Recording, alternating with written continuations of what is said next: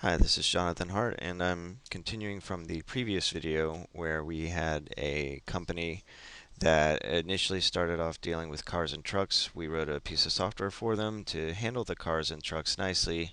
We had a nice abstract class called vehicle that contained a method called go, and this method was common to both the car and the truck, and uh, they both go and they say, look while I'm driving, and then later on we came back and extended the application to include airplanes, helicopters, and jets.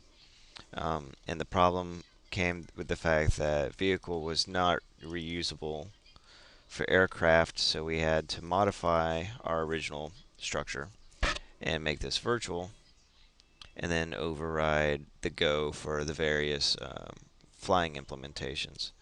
So when we run, for all practical purposes, the application is working, and there's, in the sense, nothing wrong with the way that this program is written because it works, and that's all the business user really sees or cares about. Um, but the greater problem lies in the fact that this, even such a small object model, has shown that it's not flexible and not extendable.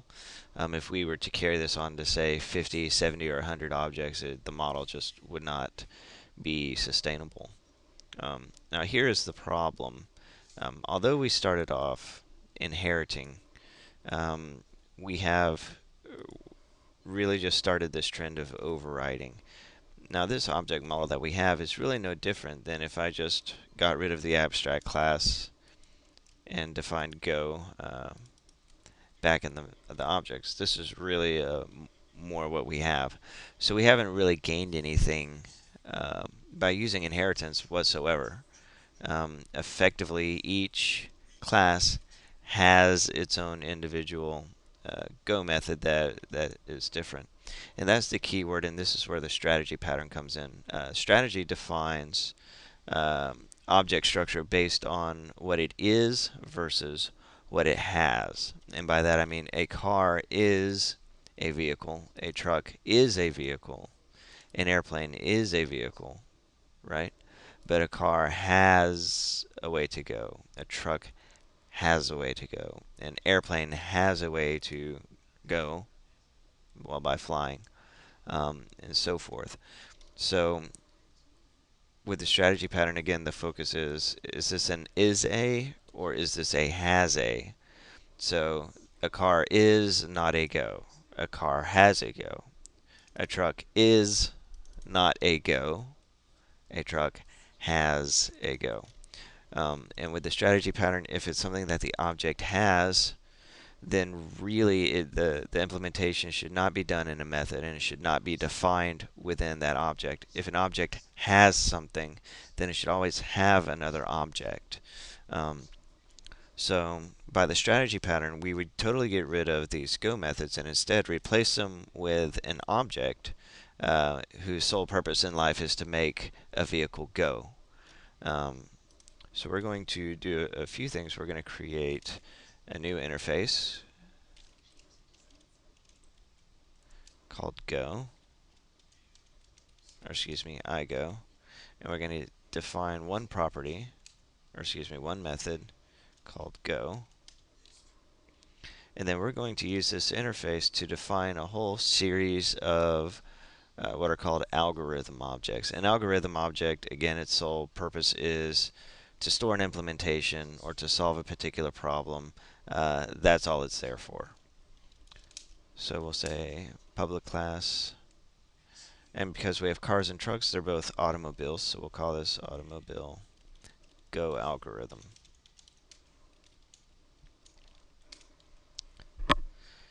And so the automobile go algorithm will inherit our iGo interface. And we'll have a public void method called go.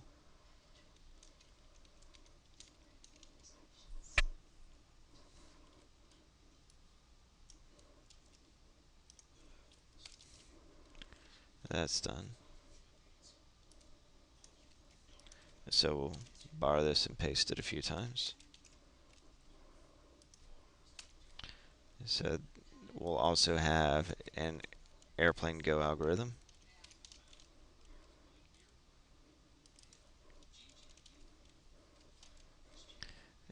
we'll have a helicopter go algorithm.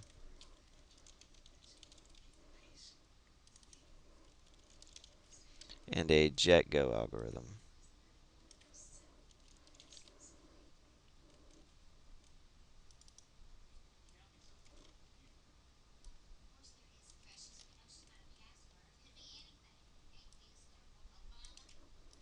Okay. So we have these new objects now, and they represent uh, these methods that are found in all of our objects. So we don't need these any longer. We can get rid of them.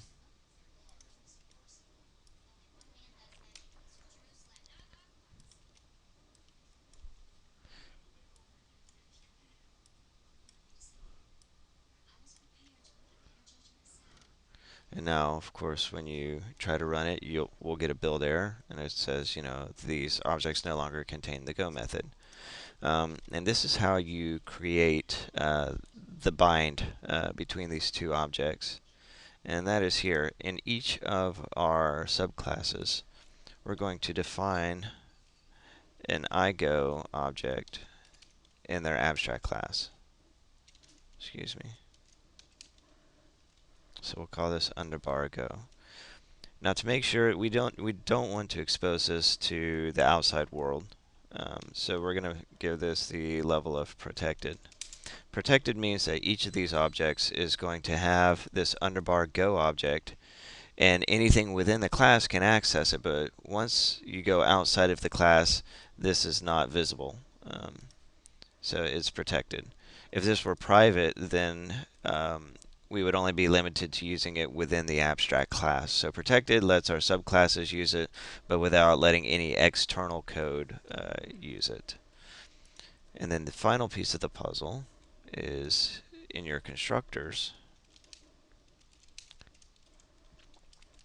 You define what you want your go object to be. So for a car, we're going to say go is a new automobile algorithm.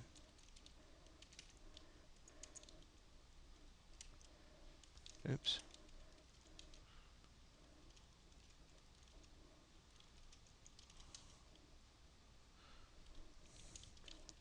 Just saw my typo, sorry.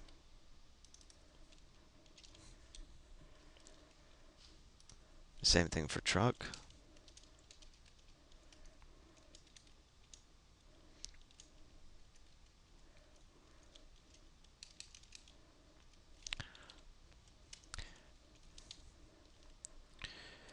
As you may notice, I am not the best typer in the world. I make quite a few typos. Just excuse my backspacing. So we'll say airplane, and now the airplane is going to get the airplane go algorithm.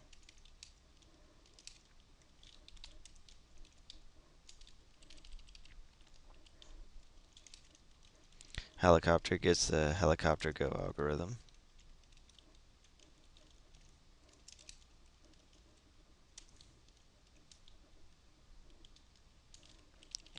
And finally, the jet is going to get the jet go algorithm.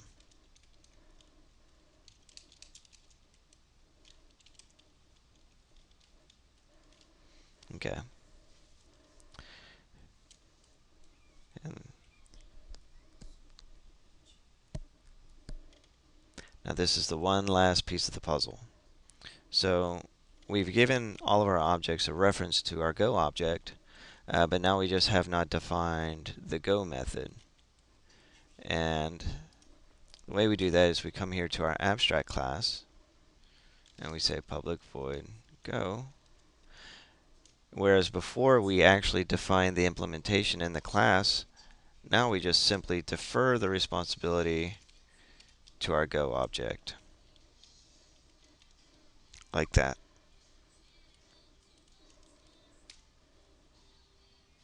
And that builds.